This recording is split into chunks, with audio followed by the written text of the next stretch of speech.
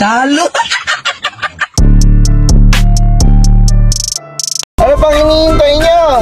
Ito na yung mga ligid na rest bucker. Oh, ha? Ano? Sige na, mag-iwan na ng bakas dyan. Ayan sila, oh.